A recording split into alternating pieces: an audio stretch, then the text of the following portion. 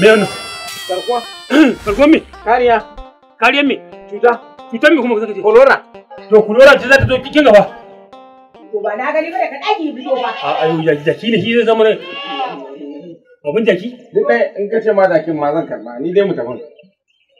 Su ma mutanen birnin. Ba za a tafi da shi ba ko ka. Su ma mutanen birnin ta ɗan ɗame suke samu su ɗame bakin su da hancin su. Wannan ma yana yi. A hakan? Eh. Ba ka gisa ba takunkumi ake sa na jaki ba. Ka je kuma. Kuje.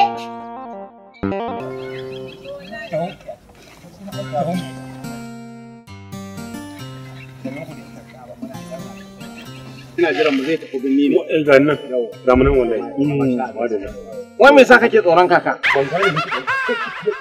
Kai ki ya bude tallahi. Wallahi sai maganin ka. Haka wannan wace tsoro? Ka ji kan yan wallahi. Cewa ce sai ta danna kashi.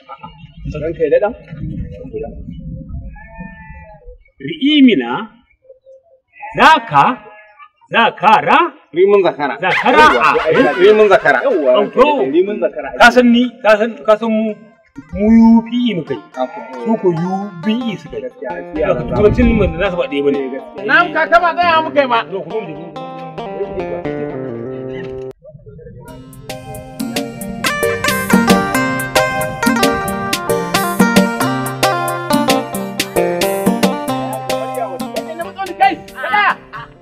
Kawai da ganin mutane sai ka ce wani mu tsaya. Mu tsaya mu ma me? Wai kun san me yake faruwa? Da kuka taho ina za ku? Gari muka zo mara. Gari? To ai ba hanya.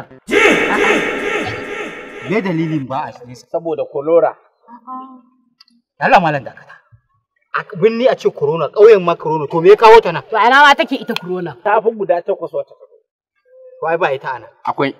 Ni da garin uwata, garin ubana, ɗauko iyali na in dawo gida ka ce mun ba zan shiga ba. Idan mai gari ya kama ka suna da abin da za su ce? To da a'a.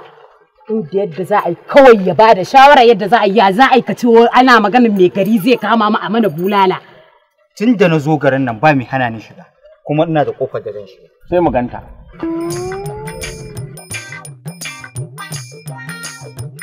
Waye abin nan aka fito da kuɗi tun ɗazu amma kana ka makale kuɗi ashe kana da kuɗi.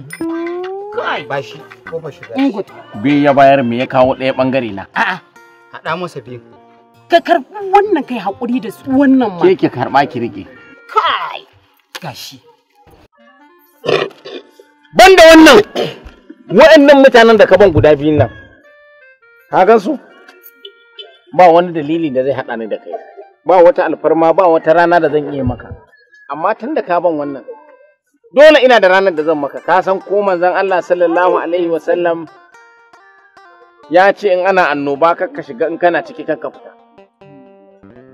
Saboda haka ni zan kai ku inda zan killace ku cikin mutunci ba tare da mai gari ya gan ku. Ina za mu bi shi. Amma daga nan gidan mu za mu tafi ba gunkin da. Sai dai kai ka tafi gidanku. Amma ni bin sa zan. To kin san abin da yasa zan bi shi? Saboda ya haɗa ni da manzon Allah sallallahu alaihi wasallam. Ai kuma ai an gama magana. Mu je kawai.